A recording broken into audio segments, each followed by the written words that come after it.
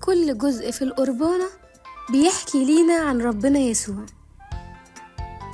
يعني القربان بيتخبز في مكان اسمه بيت لحم، اللي معناه بيت الخبز، على اسم المكان اللي ربنا يسوع اتولد فيه، مدينة بيت لحم. القربان مصنوع من ايه؟ مصنوع من الدقيق المعجون بالمية والخميرة. الدقيق بيجي من طحن حبوب القمح البيضة السليمة، وبعدها الدقيق بيتغربل علشان يكون نقي مفهوش شوائب، زي ما ربنا يسوع كان بلا عيب، قدوس، المولود بلا خطية، يعني ما عملش أي خطية.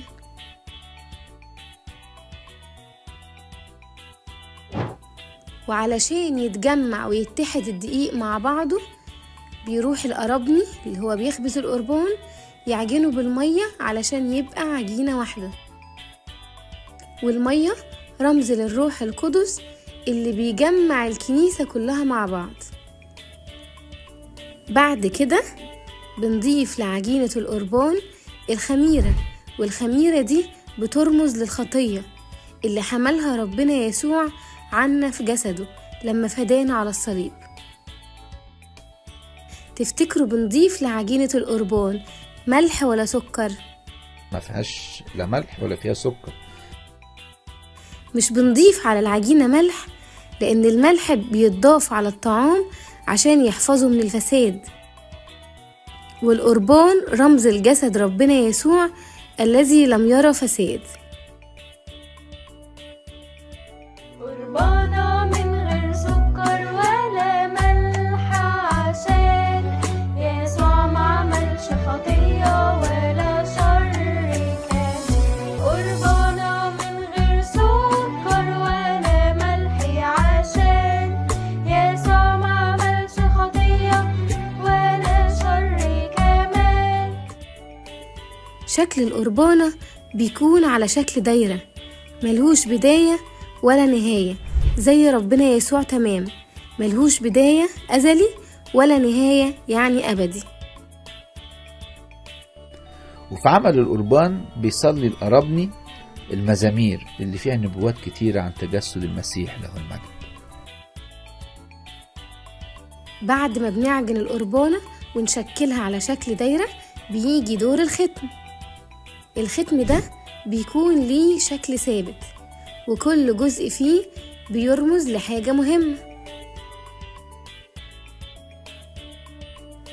في النص هنلاقي صليب كبير موجود في مربع كبير، وحواليه 12 صليب، ودول بيرمزوا لتلاميذ ربنا يسوع. المربع اللي جواه الصليب الكبير ده بنسميه اسباديكون،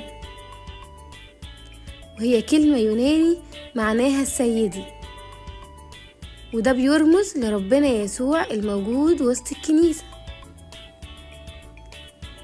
وحوالين الصلبان دي مكتوب كده باللغة القبطية: قدوس الله، قدوس القوي، قدوس الحي الذي لا يموت.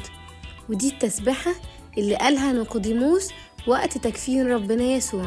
مكتوب عليها قبطي، قدوس الحي الأزلي، كل الدهور لا بينعس ولا بينام. مكتوب عليها قبطي، قدوس الحي الأزلي، كل الدهور لا بينعس ولا بينام.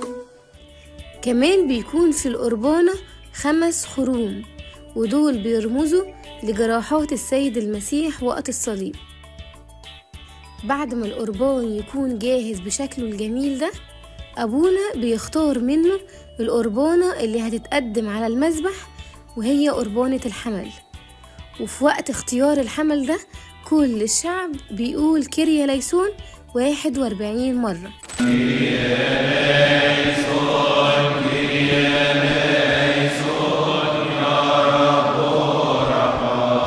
كيريا ليسون، كيريا ليسون، ارحمنا يا الله. وقربانة الحمل اللي بيختارها أبونا دي بتكون من مجموعة من القربان، عددهم بيكون فردي، يعني 3 أو 5 أو 7، وأبونا بيدور فيهم على أفضل قربانة اللي بصلوات القداس هيحل الروح القدس وتتحول لجسد ربنا. كمان بيحل على عصير العنب ويتحول لدم ربنا يسوع. كل واحد فينا لما بيتناول من جسد ربنا ودمه بياخد بركات كتير، منها ان احنا بنكون ثابتين في ربنا ومتحدين بيه، زي ما ربنا يسوع قال: من يأكل جسدي ويشرب دمي يثبت فيا وأنا فيه. يوحنا 6:56. القداس يبتدي من بدري ويسوع شاغل